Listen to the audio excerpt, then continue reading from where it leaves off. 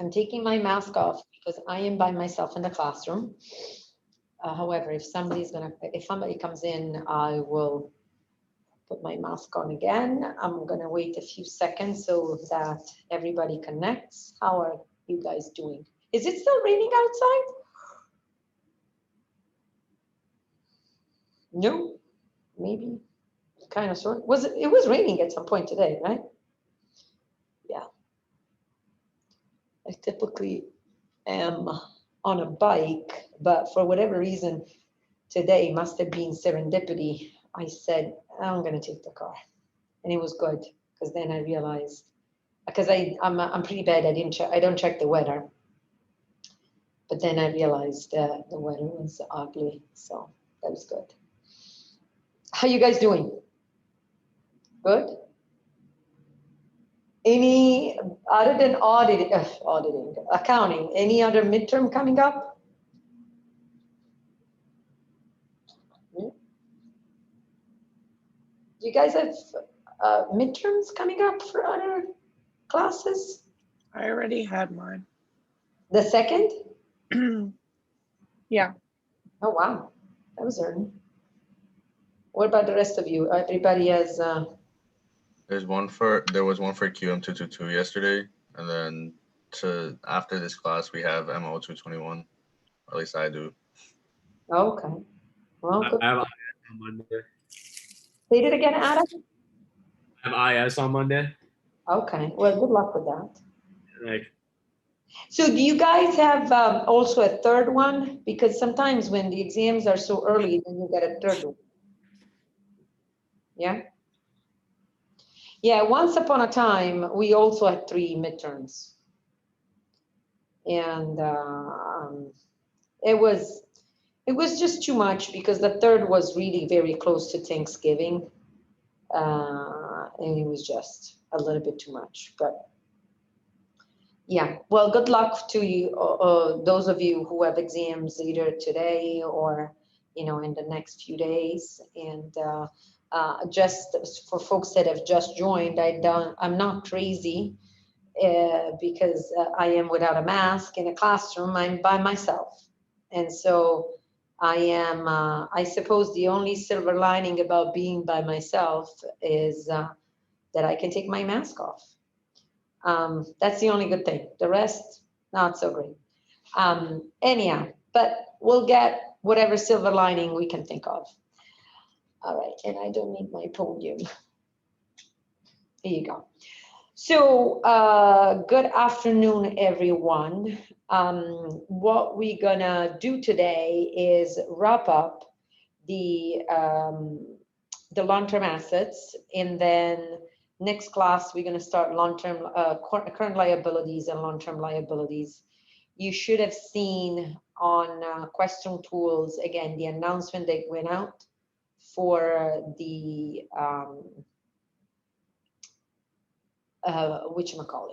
the exam. And the exam is at 8 o'clock on Thursday.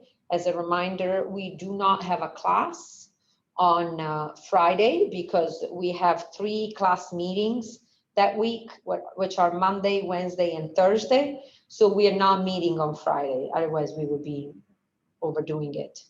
And the other thing is for those of you who cannot make the 8 p.m. time frame for the exam, first of all, has to be like a justifiable reason. I mean, I suppose at this point, I know who are the folks that are in other time zones. So that's easy to figure out. And let me know if you're in a different time zone. Actually, I know some of you that are in a different time zone. Let me know if 8 p.m. works better for you for the time zone where you are, as opposed to last time it was 7 p.m.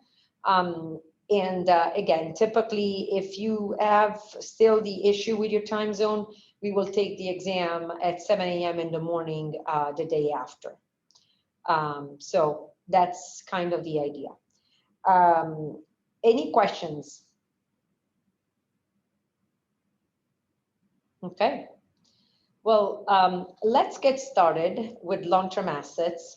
And as I had sort of reminded the group before you, I kind of encourage, the participation. There's an element of participation that is embedded in this course as part of the, of the syllabus. So let's try. I mean, I really, really hate to do calls, but there's an element of like, it's nice to have, like when I ask a question, it doesn't have to be the most amazing, spectacular answer, but it's something that can bring up a conversation that will help you learn and like your classmates learn also better. So, and faster, frankly. Because you can learn from each other and you can learn in the classroom as opposed to having to learn everything by yourself. All right, with that in mind, I want to go back and sort of do a quick recap of what we have done of last class for impairment. We concluded the class last time with the concept of impairment, and I want to draw your attention to it again. And I added a slide as far as like adding like the journal entries, because that's fairly important. And even though it is 2 slides, those 2 slides are very relevant. And the reason why is just like the material is like, actually it's probably 3 slides. The material is so small, it's so limited. It's because it's a discrete topic, but it's a very relevant topic. So what we said last class was we talked about the long-term assets. We talked about depreciation, ways of depreciating the assets. Anybody remembers what are the different ways we can depreciate the assets, the long-term assets, specifically the PP&E? What are the methods that we can use? Straight line. Straight line. One of them. Anybody else? One was straight line.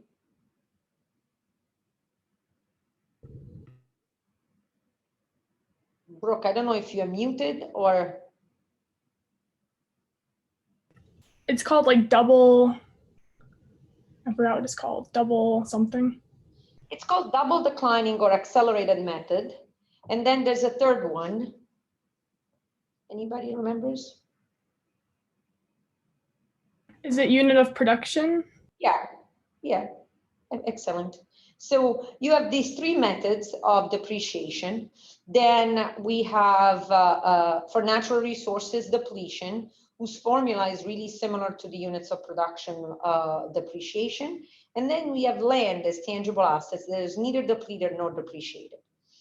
And then what we said that similarly to, what we do for inventory, so we do look at the depreciation method. We apply the right depreciation method. We apply the depreciation, like the method, accurately in terms of mathematical accuracy. And then though we are left with the dilemma, is this asset overstated? And so similarly to the inventory, where we look at the cost flow methods and we apply the proper cost flow methods, and we accurately apply that cost flow method between, so being calculating the cost of goods sold and the inventory. Here, we do the same for depreciation, but then we are left on both cases with whatever I have booked as an asset at cost, is that overstated? Is that, or said differently, is that representative of the value of this asset?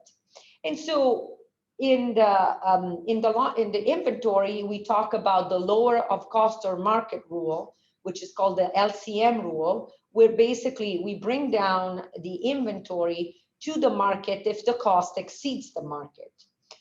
On the long-term asset, we talk about impairment, and we talk about the impairment test. Now here you have, it's interesting because you have 2 concepts for the impairment when it comes to tangible assets. You have a first step, which is called the recoverability test.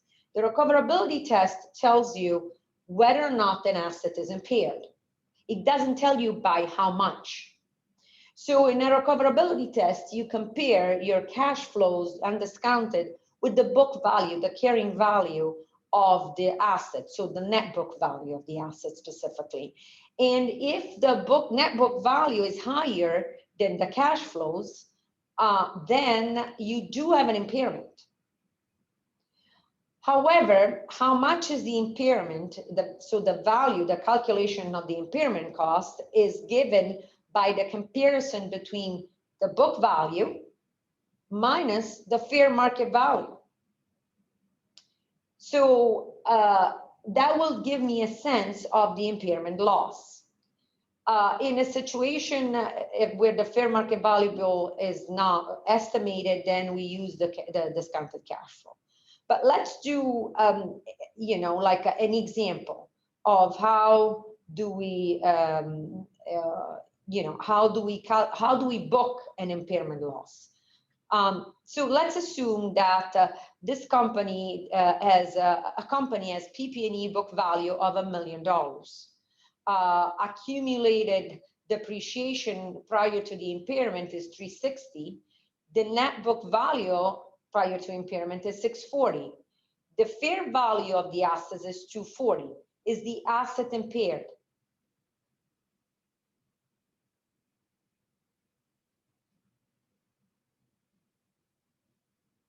So this tells me that the net book value of the asset in my books is 640, and that asset is worth outside the company, so its fair market value is 240. Is the asset impaired?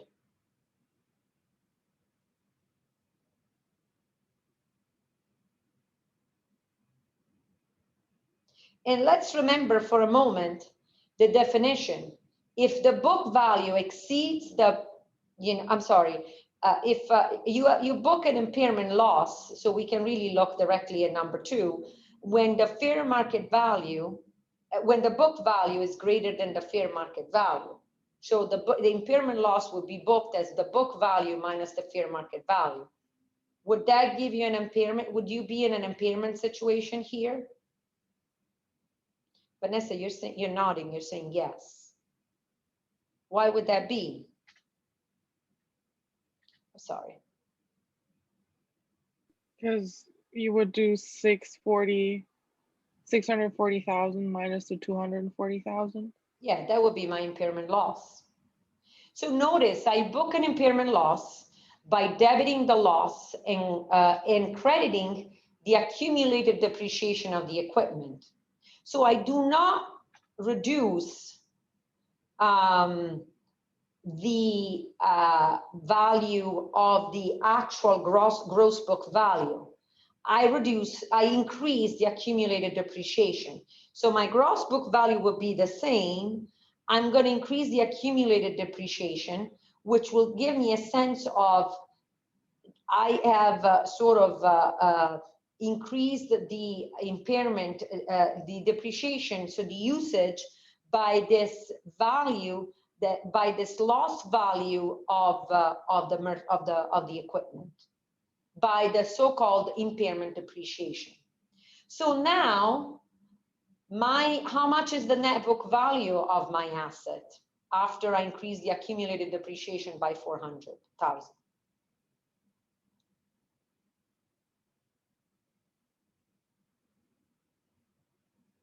So I have increased my accumulated depreciation by 400,000. How much is my net book value after the impairment?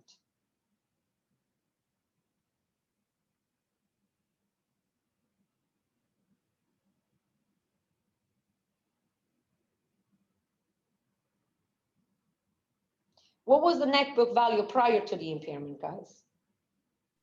The 640,000. 640,000. And that was really, I'm going to write it down. That 640 equaled 1 million minus 360K. Right? Now, how much is my net book value after I increase this 360 by 400K?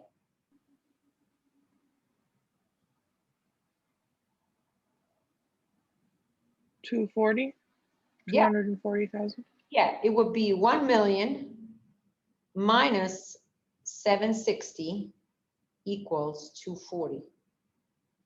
So my new net book value after the impairment, so this is after the impairment, is 240. What does that 240 remind you? Of the fair value of asset? The fair value of my assets. So now I brought the value of the net book value to the fair value so that my assets are no longer above and beyond the fair value. And therefore, they are properly stated in my financial statements, and I'm not misstating and misinforming my investors. Okay. All right, so that's the concept. And that's the concept that really wraps up tangible assets. Now we're going to move on. And before we do that, any questions?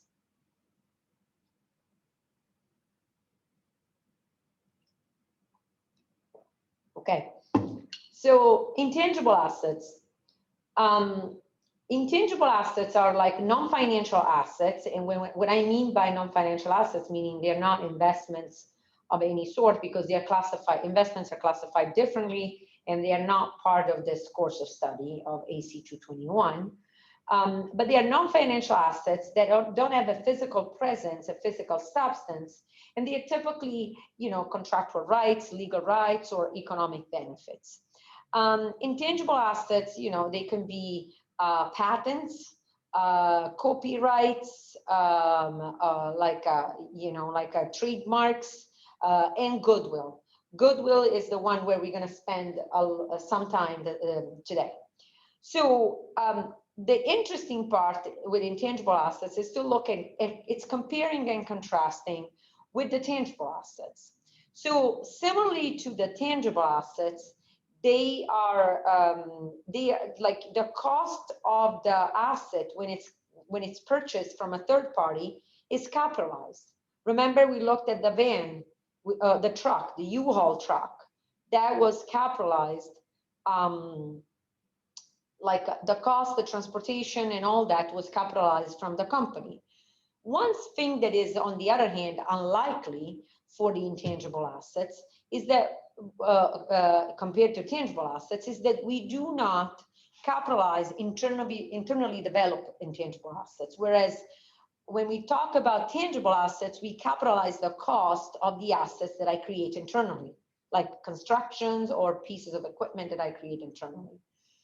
And the reason being is there are costs of intangible assets, such as research and development, advertising, that are typically expensed right away because you cannot measure the future benefit of those costs. Remember, for a cost to be, you remember that slide that I've been showing you over and over again with the three rectangles?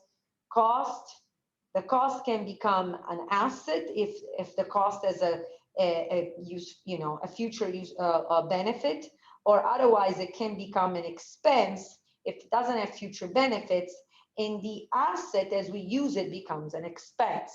So in this case, it's very difficult to measure the future benefits of research and development. The vaccine for COVID. I mean, I cannot even imagine how much money the pharmaceutical companies are spending for the vaccine for COVID in research and development, but not all that will turn to be useful to come up with a vaccine. And maybe, again, it's not even easy to track down how much of that research and development was indeed useful for the vaccine. So what do? You expense all that research and development right away. However, one thing that I wanted to point out for you guys, there are sort of little exceptions to the rule of internally developed intangible assets. And that comes when we talk about software internally developed, this is not something we're going to be talking about for this class, but I don't want you to go out and about and then read about the capitalization of the internally developed software. It's not that software internally developed are capitalized, it's immediate, by default. They are certain steps can be capitalized, can be. So just a deviation to the rule. But for purposes of AC 221, the internally developed intangible assets are not capitalized because it's very difficult to measure and identify the future benefit of those. One for all is like two for all actually are R&D and advertisement. So that's one premise. So again, the ones that are purchased by a third party are capitalized. The ones that are internally developed, they are expensed. The amortization of acquired intangible assets. So typically we use the straight line method. That's the common approach. We don't do double declining. I've never seen it personally, but I mean, that's the most common. It's based on the economic life of the intangible asset, which I want to draw your attention to this because this is different from the legal life. So patents may have a legal life of 20 years. And you can have a patent on the use of a machinery that is high-tech machinery for the production of, you know, like of the Teslas. And, but then technology gets obsolete right away. So you can have a patent for that, but then and it gives you the legal right to use that patent for 20 years, but in reality, that patent is going to be good for the next 10 years max. So what do we use to for the amortization as useful life? The so-called economic life, meaning like how much, what is the life, the useful life that is going to be instrumental for me to produce my Teslas.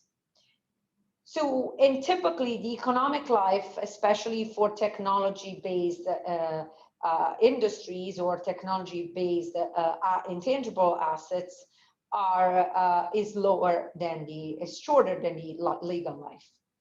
So what is the journal entry to book the amortization? If you have to make a guess, are you going to book an amortization expense? Yes, no, maybe?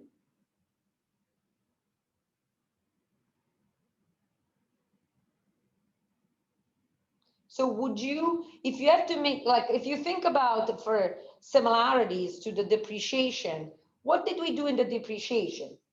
We booked the depreciation expense and we debited it, and we booked accumulated depreciation. We credited the contra asset. So what, if you have intuitively, if you had to make a guess about what's going to happen for the amortization, do you believe you're going to have an expense, an amortization expense? Christina, you're nodding. You seem pretty convinced. Not super, but I feel like, yeah, like we should do like around the same thing, right? So yeah, it's logical that the process will be the same, perhaps similar, but perhaps obviously with different names. So yes, you're going to have an amortization expense of the intangible. So you're going to increase your expenses by the amortization. But something's different here is that you typically are not going to use an accumulated amortization account. Frankly, it is allowed, but I've never seen it. You typically reduce directly the intangible asset of that the amortization expense relates to. So this is like the sort of the journal entry that whatever is the amount, you'll be called to record when you record an amortization. You increase the amortization by debiting it, and you decrease directly the intangible assets of reference. So that intangible, the cost of the intangible asset goes down, and not, you know, the cost doesn't go down because you subtract the contra asset of amortization, of the accumulated amortization. It goes down because you directly input the, you know, the expense, the usage, therefore, of that intangible asset to the intangible asset itself. So debit amortization expense, credit the intangible asset. How do you come up with the amortization expense? Again, we usually use straight line, and so it would be the cost divided by the useful life, intended as the economic life of the asset. Does it make sense?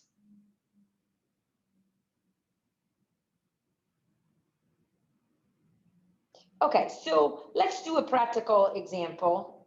So when we're talking about intangible assets that are not goodwill, they are acquired with a lifetime, limited life, and they are booked at the historical cost and amortized over the useful life. So an example here, a patent with 15 years of remaining legal life is acquired for $1 million.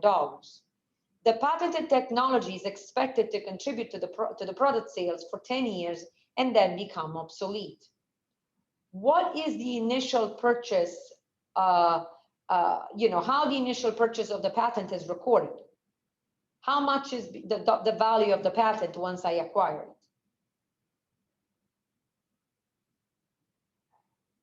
1 million.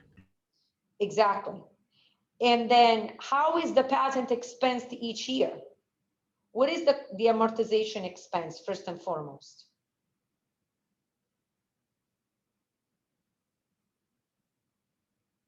Is it 1 million divided by 10? Yeah, it's 1 million divided by 10 because I'm going to use the economic life. Because even if the patent has 15 years of legal life remaining, I'm only going to be able to use it for 10 years. So yes, it is 1 million divided by 10. So my journal entry at the time of acquisition will be increasing the patent account, which is an asset, and decreasing cash by the amount of payment. And when I book the amortization expense, I will increase the amortization expense, which again, it's an account of the income statement, therefore decreases the retained earning and decreases the stockholders' equity, and decrease directly the value of the intangible assets, so the value of the patent, for how much? 1 million divided by 10, so for $100,000. Now, question for you guys. At the end of the first year, in the books of this company, what is the value of the patent?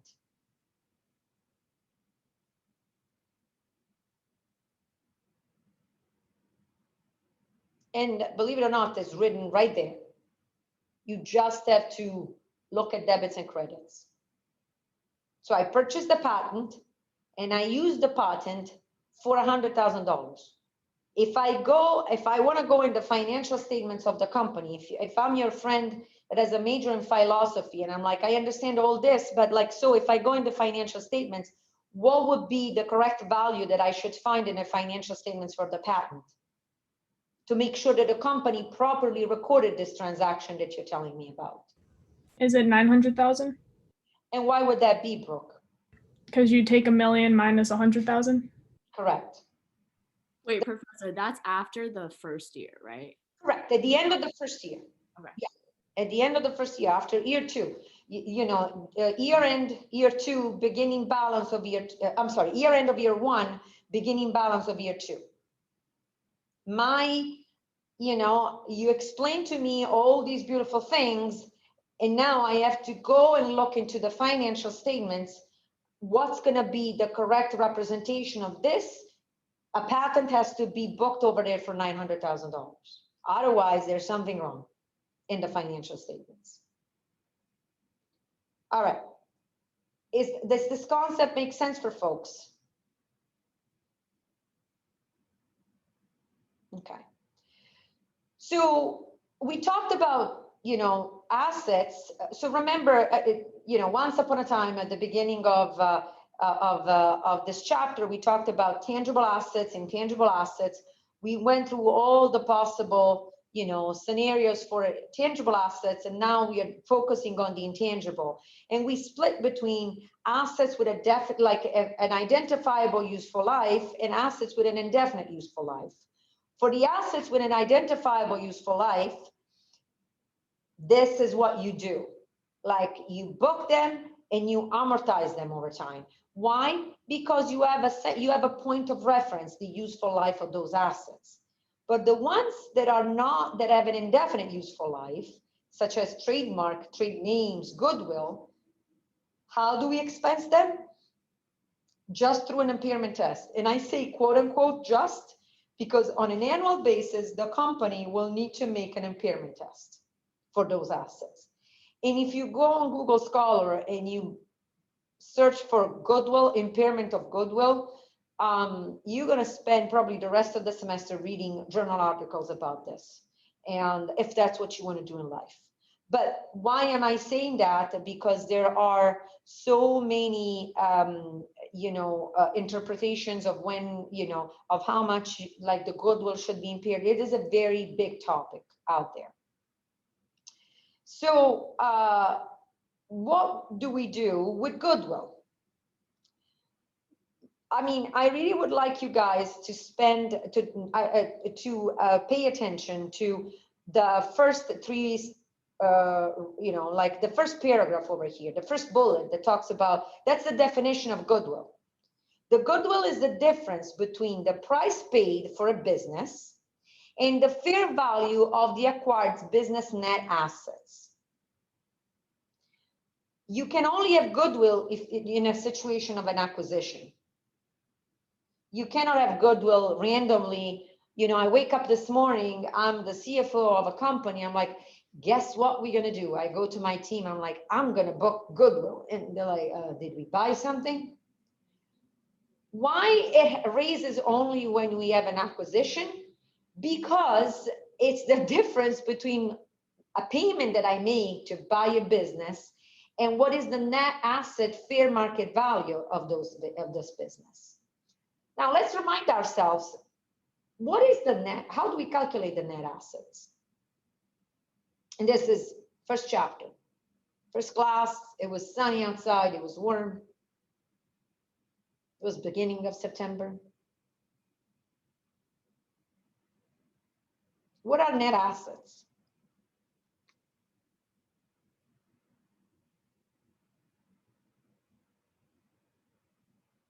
Anybody?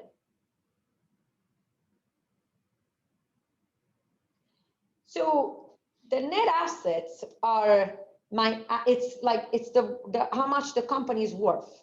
It's the, it's the pretty much the assets minus the liabilities. Is the equity. So let's assume that I pay for a company $100 million, having that money available to me, obviously. And let's assume that this company, the first thing I'm going to do is look at the financial statements. And looking at the financial statements, I noticed that the company has $50 million of assets, book value, and $20 million liabilities. However, that's a useful information, but it's not going to help me to find the Goodwill, because the Goodwill is calculated based on the fair value of those assets and liabilities. And why is that? Is because, I mean, if you're acquiring a company, you want to see, okay, regardless of the book value, because the book value might be sort of like impacted by the depreciation, I want to know how much, the assets of those companies are worth if I were to go and buy them, like outside this business, hence the fair value. So why do I look at the fair value of the assets and also of the liabilities? Why do I care about the liabilities? So the company has debts for $20 million or $30 million fair value at the time of the acquisition. Is that relevant to me as a buyer? I am buying a company that has debts. Who's going to pay for those debts?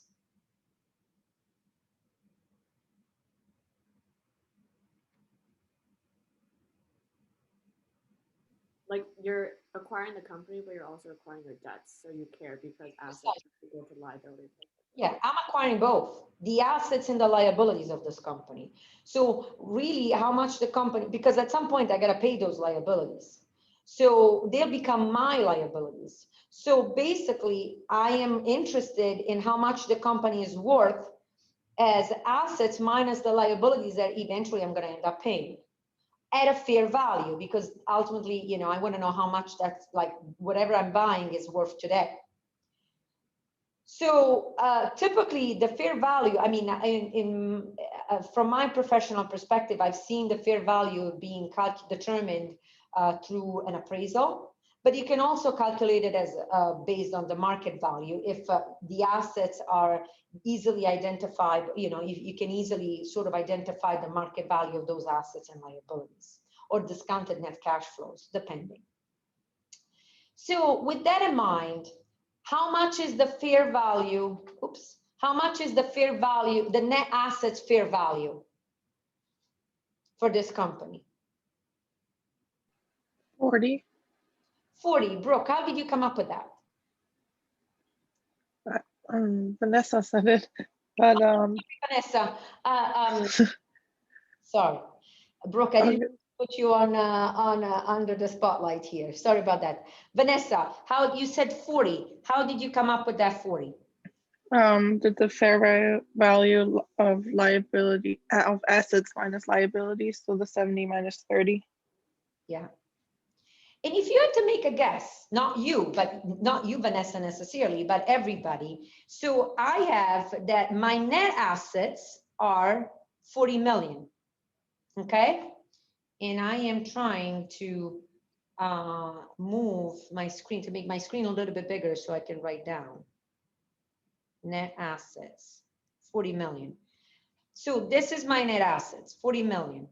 The goodwill is the difference between the price paid and the fair value net assets. How much is the price paid? 100. 100 million. So anybody else, how much would it be the goodwill? 60 million. Yeah.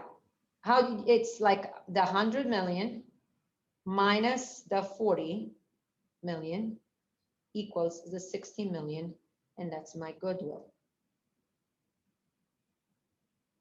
And this is a double L, believe it or not.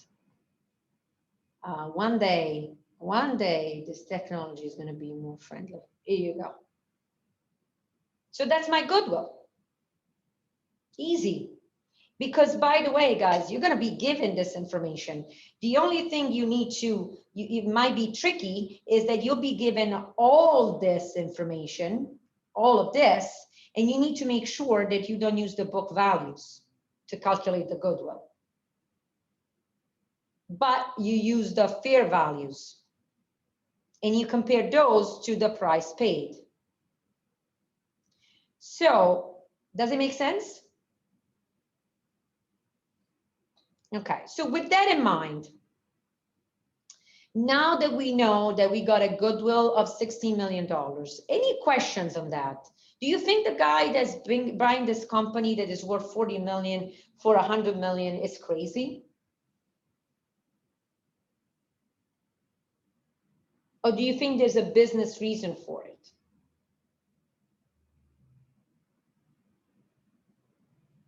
And again, this is not accounting. It's more like, let's think this through. So the idea is, say I'm buying Coca-Cola.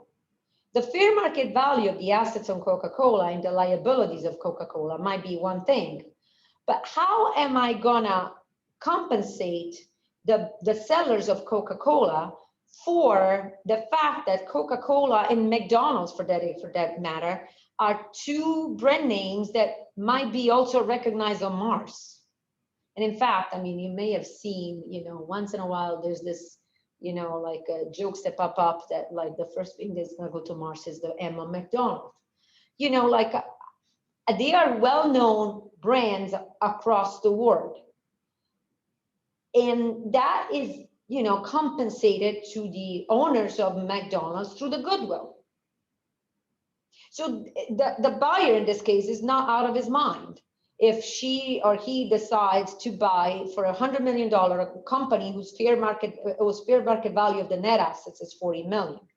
But now that the buyer made this decision, I know nothing about accounting, and I'm asking you, what am I going to see in the financial statements to make sure that the buyer booked this properly? Well, you gotta, you know, like, you gotta think about, what, first of all, what is the cash disbursement here? $100 million. So that cash will be credited. And then the idea is that the assets of and liabilities of the company will become mine, right? I'm purchasing this company. So if the assets and liabilities of this company become mine, I need to book them in my financial statements. So I will, debit the assets by the fair market value, at the fair market value over here. Oops. Here you go. Oh, sorry, I did the arrow wrong. My screen is much smaller. It's very small, by the way, so that's why. So that's the fair market value. And then I will need to credit the fair market value of the liabilities right here.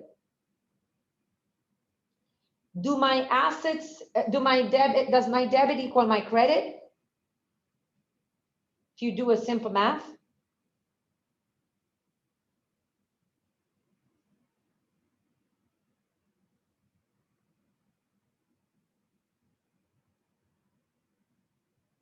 I have a debit of 70 and a credit of 130.